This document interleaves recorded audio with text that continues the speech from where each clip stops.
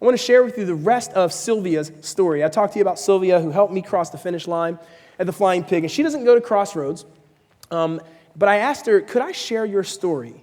Because I knew a little bit more about her story, and she gave me permission, and I think it'll be encouraging to you. So this is what she wrote to me. In 2007, my husband passed away at 35 years old. We were both extremely overweight, and his death was caused in great part due to weight-related health issues. I was 34 at the time, just a few months shy of my 35th birthday. I was in recovery from knee surgery at the time of his death, so I was seeing a physical therapist as part of my recovery. I noticed a sign in the facility about a women's-only 5K race that would be on my 35th birthday. I discussed the race with my physical therapist. She offered to pay my entry fee if I did the race. Little did I know that at that point, the first 5K would change my life in so many ways. I was 305 pounds on race day.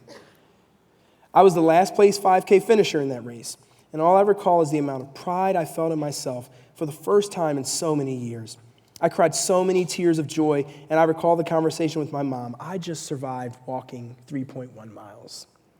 I decided not to celebrate my birthday with the usual birthday cakes and treats.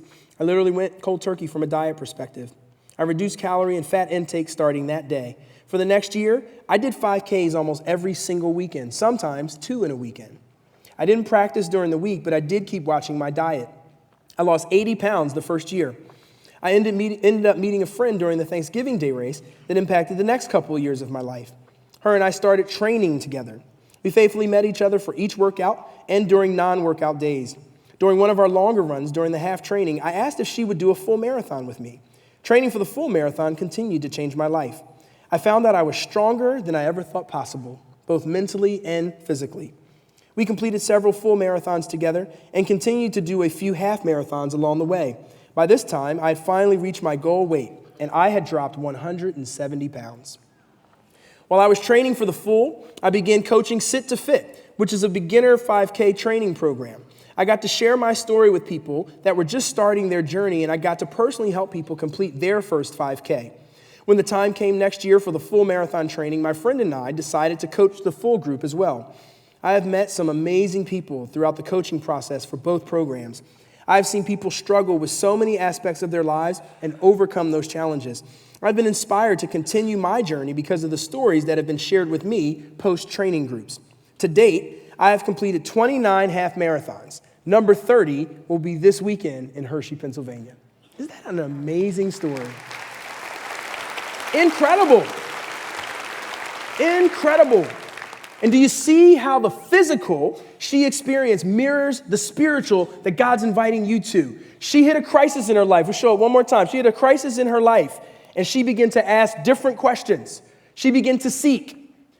And as she seeked, she started receiving. She received a free entry to her first 5K by that physical therapist. Another person who said, I will train with you. She began to receive. And then over time, she began to follow a different path. And it was difficult to change diet. And it costs money to run a 5K every weekend, sometimes too. And it costs discipline and time. But she began to go in this direction, and over time, she built capacity spiritually. She built capacity physically. She built capacity mentally. And now, Sylvia has helped hundreds of people, including me, cross finish lines all across the country. Do you see how that plays out? This is God's call for your spiritual life. And maybe that's why Hebrews 12 uses the same metaphor of running when it says this: let us also lay aside every weight and the sin that so easily entangles, and let us run with perseverance the race marked out for us, looking to Jesus, the author and the perfecter of our faith. See, here's the deal. Here's the deal. There are things that will keep you stuck. I can't keep you stuck. There are certain habits and places where you're going for life that don't produce life. It's called sin, and it will keep you stuck. But if you're willing to lay those things aside and look to Jesus, receive the life that he has for you, follow in his direction, even when it's difficult, he will lead you to places where you will finish the race. I love what it says. He's the author and the perfecter, which means every person that Jesus brings into relationship with him, he finishes them. He finishes them. He will complete you. You will be fruitful. You will bear fruit that lasts. So if you're a seeker, man, seek like your life depends on it, because it does.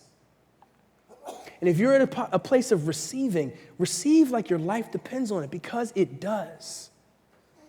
And if you're at a place in your life where you're following and there are still some places where you're negotiating with God and it's a tug of war, surrender and obey like your life depends on it, because it does. And man, if you have borne fruit, give other people access to your real life. Do it like their lives depend on it, because they do. But I tell you what, if we as a team are these kind of people, we'll change the city and we'll change the world.